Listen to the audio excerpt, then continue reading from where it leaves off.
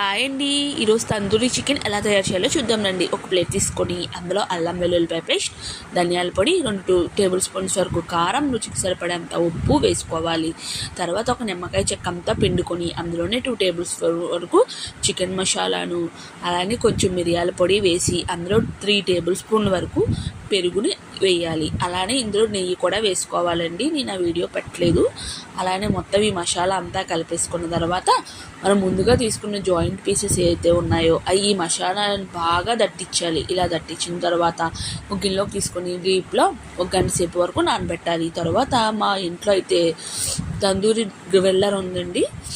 అది మేము ఏం చేసామంటే ముందు ట్రేలో ఆయిల్ పోసి దాన్ని 2 మినిట్స్ వరకు హీట్ చేసి నెక్స్ట్ తందూరి గ్రిల్లర్ మీద ఈ చికెన్ లెగ్ పీసెస్ని పెట్టి 40 మినిట్స్ 180 డిగ్రీలో పెట్టి తందూరిని రోస్ట్ చేసాం. అంతేనండి, ఎంత రుచికరమైన తందూరి.